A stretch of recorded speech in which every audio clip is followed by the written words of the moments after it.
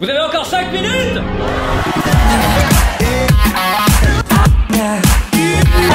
Cette semaine, je suis à Châtel-Guyon.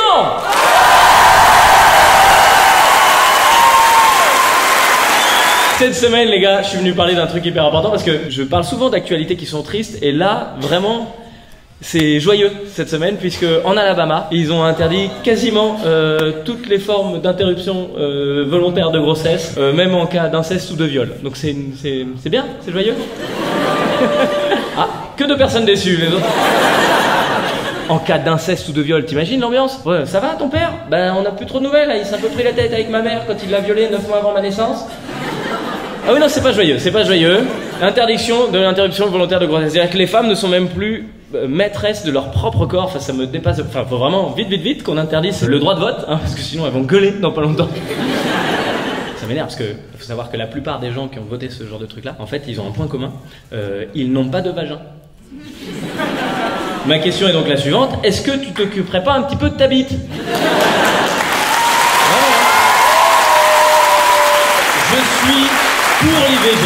Je suis même pour un pré-avortement. Je vais plus loin. Je suis pour qu'on avorte les spermatozoïdes de ce genre de gars. Vraiment, on s'organise, tu sais, les machines pour traire les vaches avec les 4 petits tuyaux. Tu mets 4 mecs comme ça au bout, hop là. Une fois qu'ils sont branchés, t'aspires, et voilà. Le pré-avortement. Je suis désolé, c'est un peu violent. Mais moi, je me dis, si tu veux légiférer sur les vagins, il faut que tu aies un vagin, d'accord? C'est tout, c'est comme ça. Tu vois, par exemple, la réforme du code de la route, on va pas confier ça à des aveugles.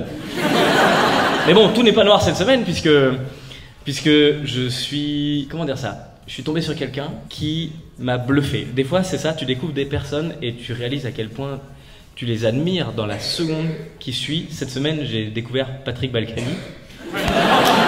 Ah, je le connaissais déjà évidemment, mais là, je l'ai redécouvert avec un plaisir non dissimulé.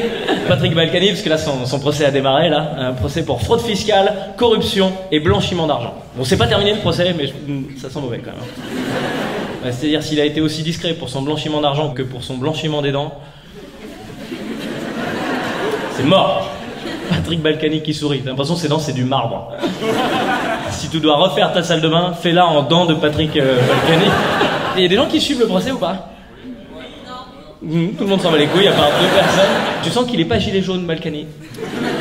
Non, là on a appris par exemple qu'il avait oublié de déclarer à l'administration fiscale 13 millions d'euros. Ah, mais c'est vrai, des fois t'oublies des trucs. T'as déjà oublié de mentionner 13 millions d'euros, toi, quelque part? Ouais, je peux dire, moi, si un jour je dois déclarer 13 millions d'euros, je vais les déclarer. Hein. Et je vais les déclarer, mais fort. Je serai là... C'est quoi? C'est ma déclaration d'impôt, faut que je déclare? C'est quoi? C'est dans le salaire, je mets 13 millions?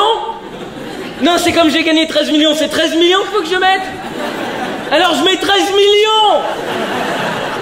Mais lui, il déclare pas. Non, non. Le mec est maire de Levallois-Perret, c'est-à-dire qu'il est payé avec de l'argent public et derrière, il déclare pas ses impôts. Putain. Et le mieux, c'est sa femme, Isabelle Balkany. Entre 2009 et 2014, elle a tellement fraudé le fisc que le fisc lui a donné de l'argent. C'est des héros. Ils sont trop forts. Les Balkany, c'est des mecs, ils braquent une banque et ensuite le banquier les appelle pour leur refaire un virement. C'est ça le niveau. Mais il nous avait prévenu, hein. Avant le procès, il avait dit je vais parler et vous n'allez pas être déçus. Même quand il a pas parlé, on n'était pas déçus. Il s'est pointé au procès. Dans le tribunal, son téléphone, il a sonné. Et sa sonnerie, c'était les tontons flingueurs. Fraude fiscale, tonton flingueur. Imagine-toi, t'es dans la rue, t'entends une sonnerie, c'est l'île aux enfants, tu te retournes, c'est Christian Quesada. Bah. En termes d'ironie... Il dit qu'il va pas nous décevoir en parlant, c'est clair, hein. Je sais pas si vous avez vu cette vidéo incroyable. Je crois réellement j'ai ri aux larmes devant cette vidéo où il est avec son avocat, Dupond-Moretti. Vous avez vu la vidéo? Si vous ne l'avez pas vue, courez-y. C'est de l'or en barre. Il faut juste savoir un truc, c'est que Isabelle Balkany, elle a fait une tentative de suicide il y a quelques temps. Et du coup, Dupond-Moretti se retrouve face à tous les journalistes comme ça en sortant du tribunal avec Balkany juste derrière. Et il a une idée mais, qui est bonne, tu vois. Il se dit, faut que je présente mon client comme une victime pour pouvoir l'humaniser et que les gens l'apprécient, tu vois. Et donc devant tous les journalistes, il dit, imaginez cet homme de 71 ans qui rentre chez lui, qui découvre sa femme, qu'il croit morte. Et t'as tous les journalistes devant, ils font, voilà, ça va, c'est chaud quand même. Et t'as Balkany derrière qui fait 70. Avec le petit sourire, hein.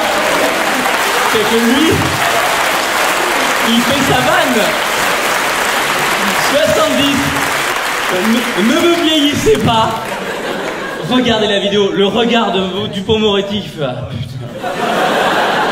Vraiment, t'as l'impression c'est un père qui se pointe à l'école avec son gamin et dit ah, désolé, on n'a pas pu venir la semaine dernière parce qu'en fait il était malade. Le gamin c'est Balkany. Mais non, on était au ski, ta gueule. Il était malade. Non, on était au ski. C'est toi qui as dit, il faut trouver une excuse pour la connasse. Et c'est elle. Vraiment, regardez la vidéo et appuyez sur pause. Dans les yeux de Dupond-Moretti, il y a marqué ta gueule en gras. Je te jure, il regarde son client, il fait mais putain. Quel dommage que tes parents ne viennent pas d'Alabama. Internet, merci d'avoir regardé cette vidéo. Rendez-vous sur les Facebook, tous les samedis, à YouTube. Merci à tous et bonne soirée.